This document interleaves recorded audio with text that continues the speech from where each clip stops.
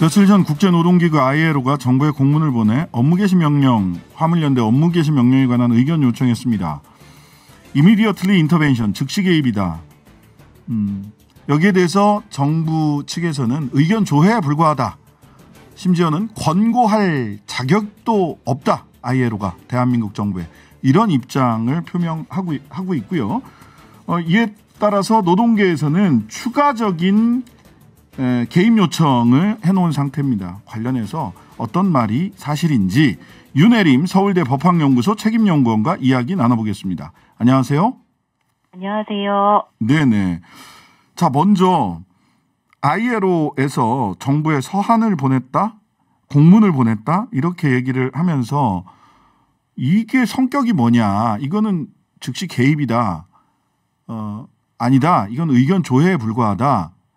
이렇게 이제 정부 측과 민주노총 쪽에서 얘기하는 게 서로 평가가 다릅니다. 어떤 내용이 들어있고 이걸 어떻게 평가해야 되는지 먼저 좀 설명을 좀 해주시죠. 예, 먼저 이번에 이루어진 것은 11월 28일 날 지금 화물연대 본부가 소속되어 있는 공공운수 노조와 국제운수노련에서 ILO의 현재 정부의 업무 개시 명령이 한국이 비준한 87호 협약 등을 심각하게 위배하고 있기 때문에 긴급하게 개입할 것을 요청하는 서한을 사무총장에게 보냈고요. 네. 여기에 대해서 대응을 하면서 ILO 사무총장이 한국 정부에 이 사안에 대한 ILO의 견해를 서한을 통해서 밝힌 것입니다. 네. 의견 조회가 아니라 ILO에서 그러니까 추경호 장관은 정부 측 의견을 조회한 거다. 뭐 이런 취지로 답변을 하셨던 것 같아요. 근데 네. 전혀 아니고요. 네. ILO에서 정부 측에다가 보낸 서한에는 지금 벌어지고 있는 화물연대, 화물운송 특수고용 노동자들의 파업의 정당성 그리고 업무 개시 명령이 가지고 있는 ILO 협약 위반의 사항에 대해서 그동안의 ILO의 입장이 어떤 것이었는지를 상기시키면서 네. 한국 정부가 이제 이것에 대해서 다른 의견이 있으면 의견을 제출해달라라고 요청하는 서한을 보낸 것입니다. 내용상 아까 87조 ILO 규약 87조 네. 말씀을 하셨는데 내용적으로 네. 지금 한국 정부의 화물연대에 대한 업무 개시 명령이 어떤 조항에 내용상 어떤 조항을 위배하고 있다라고 평가를 한 건가요? 첫 번째는 지금 정부는 화물연대의 파업에 대해서 이제 파업이라고도 말하지 않고 있죠. 예, 자영업자들의 네.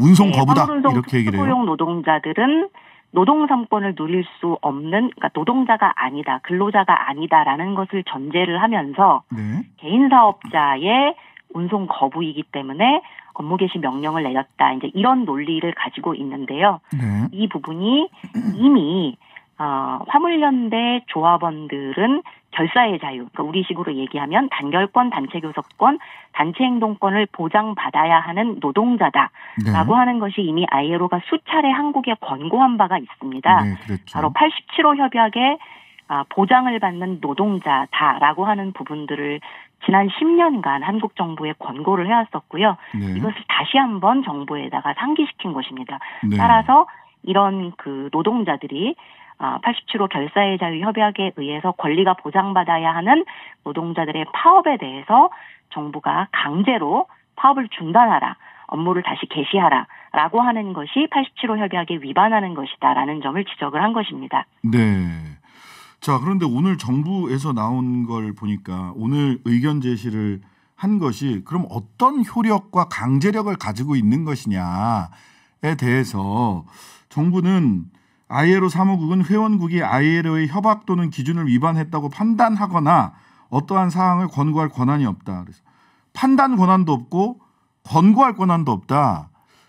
이렇게 정부에서는 노동부에서 이야기를 했다는 기사가 나왔어요. 네. 실제로 그렇습니까? 마치 이제 제가 비유를 하자면, 네.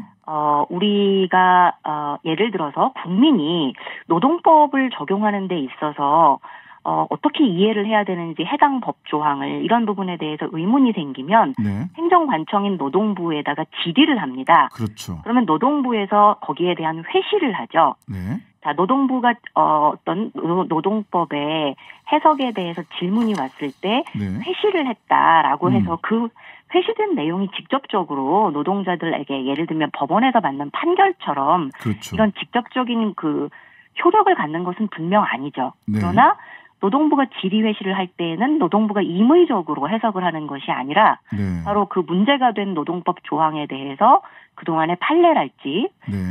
법에 있어왔던 해석 내에 기반을 해서 당사자들에게 그 네. 문의된 사안에 대해 답변을 주게 됩니다. 네. 마찬가지라는 거죠. 이번에 ILO 사무총장이 발송한 서한도 자, 이미 지금 현재 쟁점이 되고 있는 화물연대 조합원들이 노동 3권을 보장받아야 하는 노동자인지 네. 이들의 파업에 대해서 정부가 이렇게 개입을 해서 강제로 중단을 시키는 것이 올바른 것인지에 대해서 이미 기존에 네. ILO에서 판단이 내려졌었고요. 네. 이 판단의 내용을 다시 한번 한국 정부에게 환기시켜주는 내용을 담고 있습니다. 그러니까 마치 질의회시를 한 거와 같은 내용이죠.